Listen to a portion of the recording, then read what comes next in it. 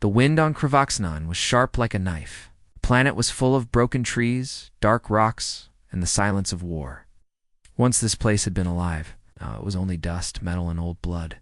Ships had crashed here. Soldiers had died here. No one expected to find anything still alive, but one person came anyway. Alara Miles, a human medic, stepped down from her small rescue shuttle. Her boots hit the soft, muddy ground. Her eyes scanned the area.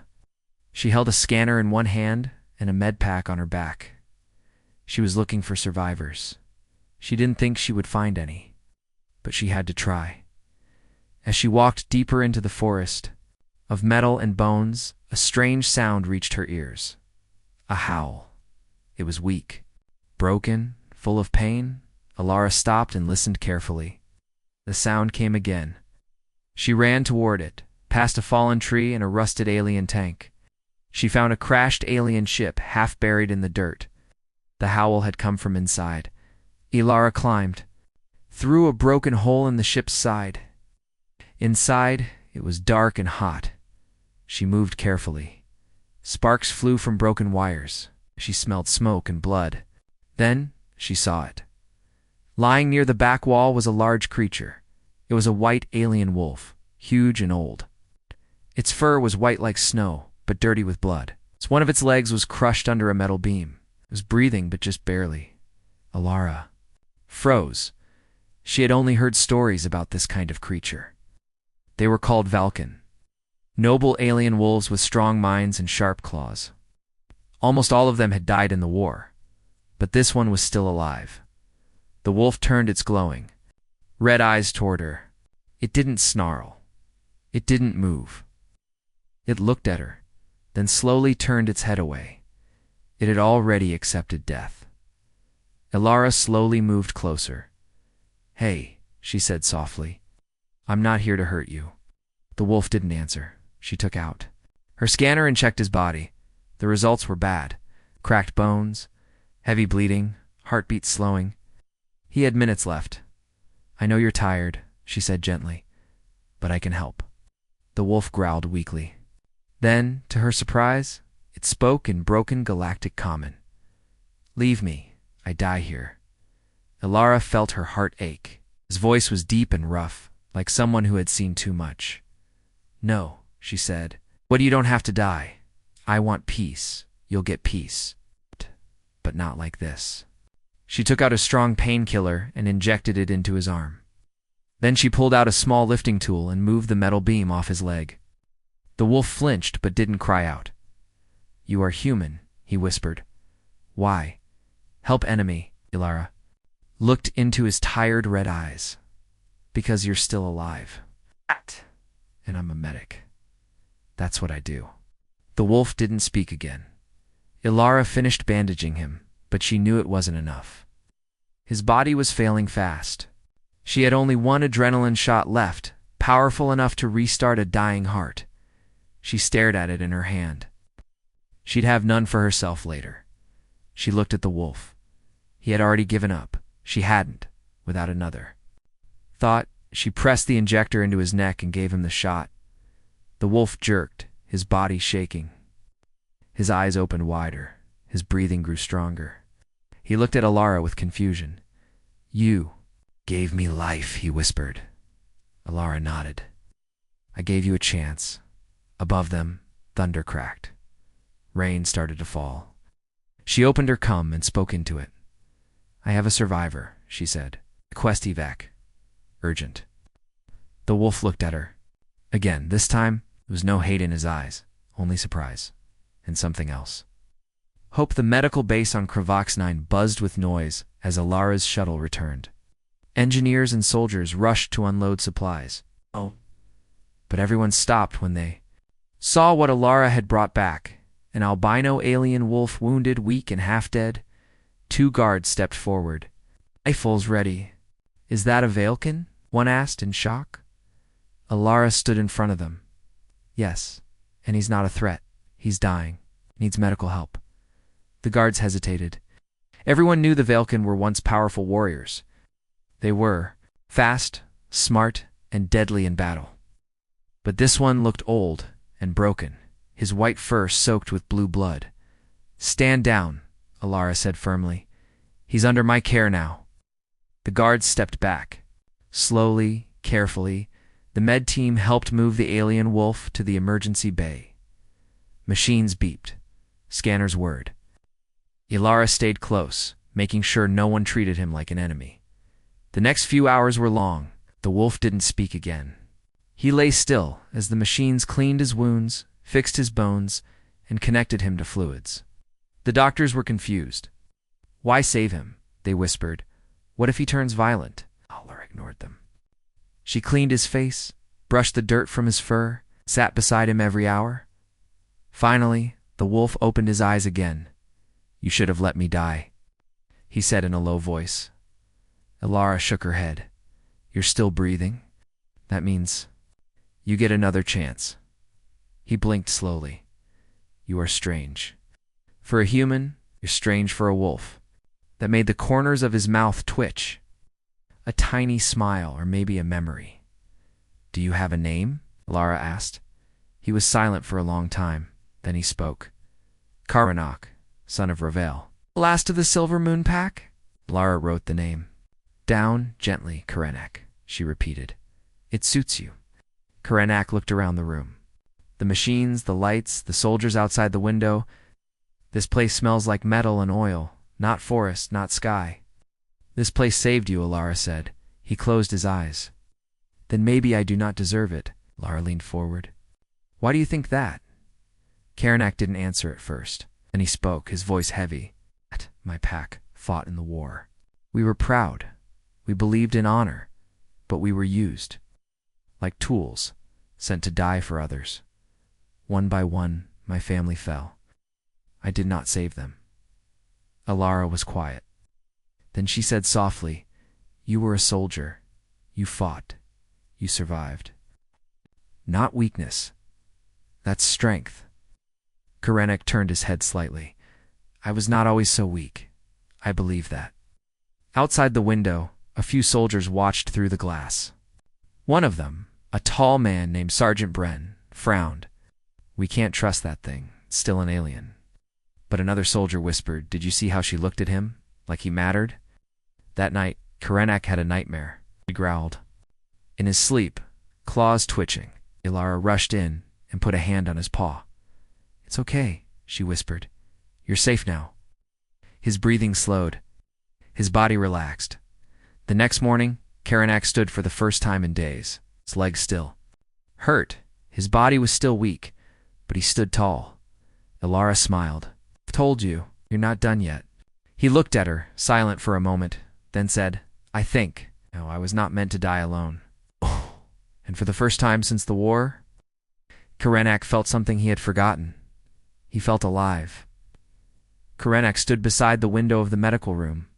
His white fur was cleaner now, and his body was healing. But inside he still felt broken. The memories of his fallen pack haunted him, their names, their howls, their deaths. Alara entered the room, carrying 2 small cups. "Tea," she said with a smile. "It's not great, but it helps calm the nerves." Karanak looked at the drink with confusion. "Your people drink hot leaf water? For peace." Alara laughed. "Yes. Strange, isn't it?" He took the cup carefully in his large paw-like hand and sniffed it. Then, without saying anything, he took a slow sip. It was bitter, but warm. Something about it reminded him of long ago, when his people sat around fires. "Sharing stories? You used my name," Karanak said after a pause. "Yes. It's a good name," Alara replied. "Why wouldn't I?" He looked out the window. I had not heard it spoken in years. Even I had forgotten how it sounded. Illyra's eyes softened. "You are not forgotten anymore." Karanak turned toward her. "Do you really believe that?" She nodded. "You survived. That means something. It means your story isn't over." For the next few days, Alara visited him often. She brought books, simple tools, even music. She told him about Earth, blue skies, green trees, oceans that sang at night. Karanak listened in silence, his ears twitching with interest. In return, he began to tell her stories of his people, the Silver Moon Pack. "We lived in harmony with the wild planets," he said one night. "We did not build cities.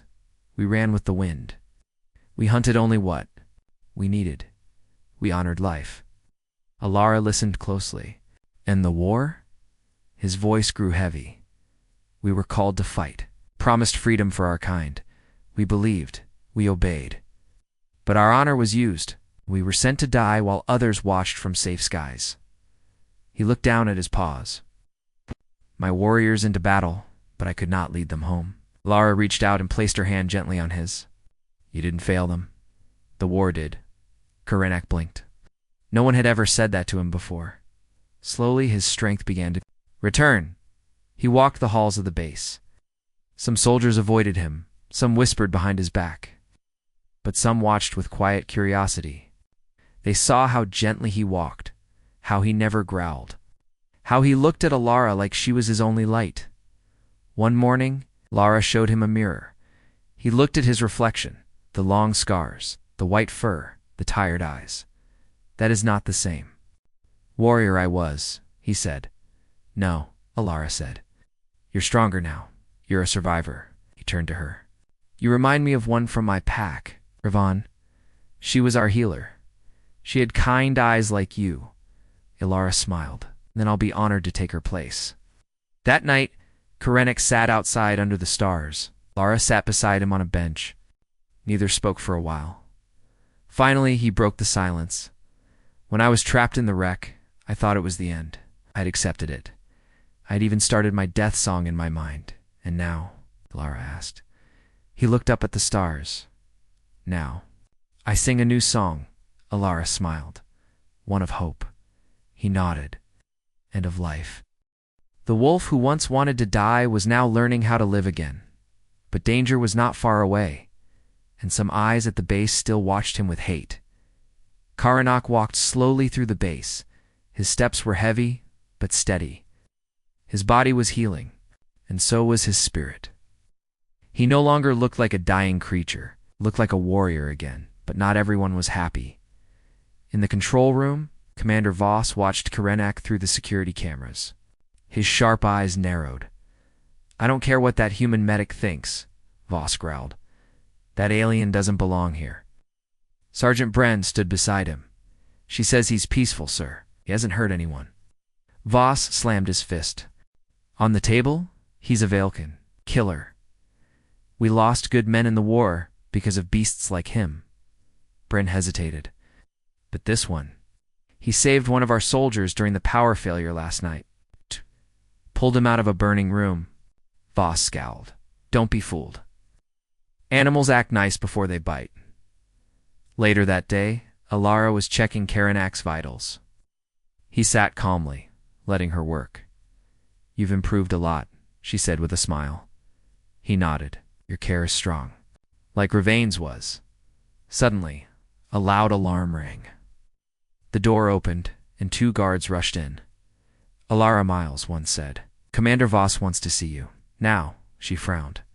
"Why? No questions." "Come now." Karenak stood up. "Is not your prisoner." One guard raised his weapon. "Sit down, wolf." Karenak growled softly. Alara placed her hand on his arm. "It's okay," she said. "I'll go. Don't cause trouble." He lowered his head. But his eyes stayed on the guards until they left with her. Inside the commander's office, Alara stood tall. "You called." "Me." Voss didn't smile. "You've crossed the line, medic. You brought a dangerous alien into my base. You're protecting him like he's one of us. He saved a man's life yesterday. That doesn't make him a friend. He's still an animal from the enemy side." Alara's voice was calm but firm. "He's not a threat. He's a wounded soul who lost everything. He wants peace." Voss stood up. "You think I care? I lost my brother in the war. He's torn apart by a Valkan. I don't want one walking around this base like he belongs." She took a deep breath. "Then punish me. But I won't stop helping him." Voss leaned closer. "Watch yourself, medic. One wrong move, and both of you are gone later."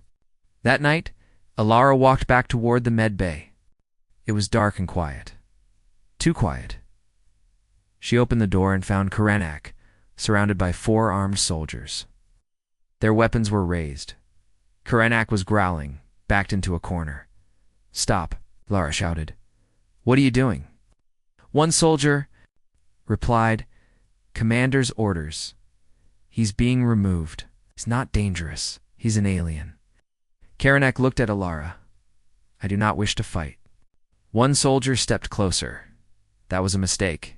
In a flash, Karanak moved.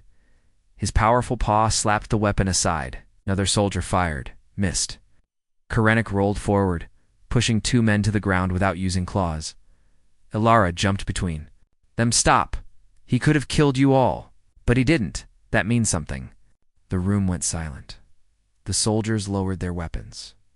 One helped the others stand. They looked at Karanak with wide eyes. "He spared us." Alara turned to them. "'Cause he's not your enemy. He's your ally if you let him be." Next day, rumors spread across the base. The alien wolf had shown mercy. Some began to whisper in Karenak's favor.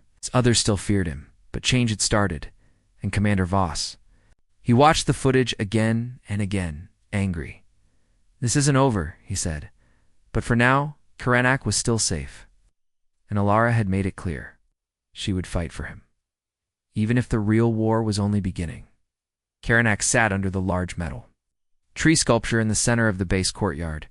The real forests of his homeworld were gone, but this cold steel tree gave him a strange kind of comfort. Alara sat beside him on the bench. She handed him a small data tablet with pictures of animals from Earth, wolves, horses, deer, and birds. "These are from my planet," she said softly. "They live free, just like you once did."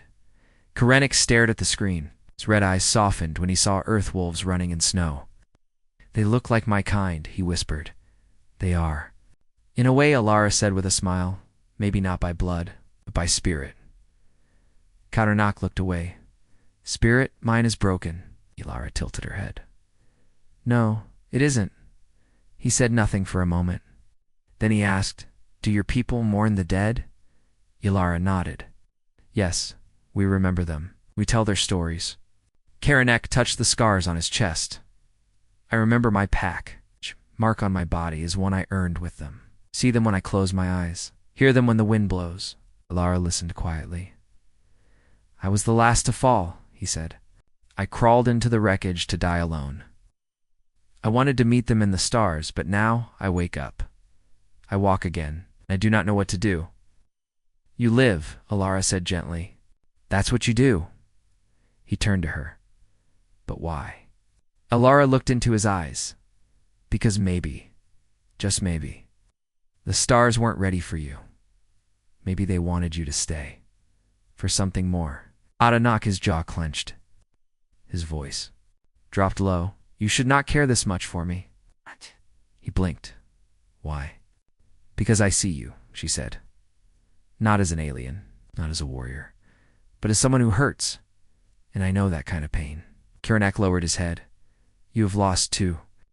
"Yes," she said quietly. "My brother died during the war. I was off planet. I couldn't save him." Silence settled between them.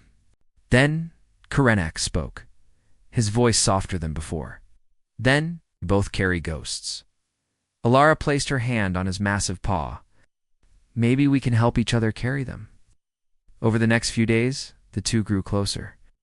Karanak joined her during training sessions, helping with field simulations. He watched over young medics as they practiced emergency care. Some still feared him, but most began to see him as something more than a former enemy. He even made 1 or 2 smile with short stories of his kind one day. While walking beside Alara in the garden area, he stopped and asked, "What is kindness?" "Alara?" She looked at him with surprise. "Kindness. It's when you do something good for someone, even when you don't have to." Karanak thought for a moment. "Then, your people are more powerful than I thought." She laughed. "Not perfect," he nodded, "but you have the strength to be kind, even to me." That evening, Karanak stood before the base's small memorial wall, a place where names of the fallen were written. With a sharp claw, he gently etched 5 names into the stone, the names of his pack. Then he stepped back. Ilara appeared. Beside him, "They deserve to be remembered," she said. "They were brave," he replied. "But today, I live for them." Ilara placed a hand on his shoulder. "And I'll live to make sure others see what I see in you." That night under a sky full of stars, Karanak howled softly. It wasn't a cry of sadness. It was a promise to never forget and to never give up. The sky over Kravax-9 turned red. Warning alarms screamed across the human base. Soldiers ran to battle stations. Lights flashed. The ground shook as heavy footsteps and gunfire echoed from the outer walls. An enemy force had landed a surprise attack from a group of alien raiders, old enemies who refused peace, inside the base. Lara was working in the medbay when the alert came. She grabbed her emergency bag and rushed out. But halfway through the corridor, a loud explosion rocked the base. The ceiling cracked, and metal beams fell around her. Smoke filled the hallway. Ilara coughed and tried to move, but her leg was stuck under debris. She reached for her radio. "This is Manika Miles. I'm trapped Section C, 2 need help." The radio crackled. No answer. She tried again. Nothing. In the distance, gunfire and screams grew louder. Ilara tried to stay calm. Her heart raced. "Stay awake, stay focused," she whispered. Then a deep growl echoed through the hallway. Footsteps. Heavy, steady, powerful. A large shape moved through the smoke. It was Quartz. Her was dirty. His body still showed signs of healing, but his eyes burned bright with purpose. "Ilara," he said. She smiled with relief. "You came." He replied. Without waiting, Karanak bent down and lifted the beam off her leg. Carefully, he pulled her out and checked her injury. "Bone not broken," he said. "You can walk." "I think so," she said, standing slowly. Another explosion shook the walls. "We must go," Karanak growled. "They are inside the base." "Now," Ilara nodded. "To the command center. They'll need help." As they ran through the halls, Karanak moved like a shadow. He dodged falling metal, helped injured soldiers, and knocked down enemy drones with his claws. Even the most fearful soldiers stared in shock. The alien wolf was fighting for them. When they reached the command center, it was under attack. Enemy raiders had broken through the door. Commander Voss and a few soldiers were trapped behind cover. Outnumbered, Layer ducked behind a wall. "We need to draw them away." Before anyone could reply, Karanak stepped forward. "No," he growled. "I will." He charged forward with a roar that shook the room. The enemy raiders turned too late. Karanak slammed into them like a storm. He knocked 2 into the wall, crushed a third with his weight, and used his strength to clear the path. One enemy raised a plasma blade. Karanak dodged and struck with his paw, knocking the weapon away. He didn't kill, only disabled. Finally, the soldiers pushed forward, helping him finish the fight. When the last raider fell, the room was silent. Everyone stared at Call, even Commander Voss. Breathing hard, Karanak turned to Ilara. "You are safe." She nodded, eyes full of emotion. "Thanks to you." Commander Voss stood slowly. His face was hard, but something had changed in his eyes. "You fought with honor," Voss said at last. "I still don't like you, Wolf, but today, you've saved my life." Karanak dipped his head. "I fought to protect my healer." Ilara smiled. "And now, the whole base knows who you really are." That night, after the fires were out and the wounded retreated, Karanak sat on the rooftop. Ilara joined him with 2 cups of tea. "You didn't have to do all that," she said softly. "Yes, I did," he replied. "I once fought to destroy. Today, I fought to protect." She handed him a cup, to healing, inside and out. Karanak raised the cup, and to new beginnings. The stars above them shimmered brighter than ever. The base on Kravax-9 was quiet again. The smoke had cleared. The enemy raiders had been defeated. Most of the soldiers were resting, treating wounds, or repairing the damaged walls. But the biggest change wasn't the base. It was Drent, the albino alien wolf once. Broken, silent, and waiting to die, was now standing tall.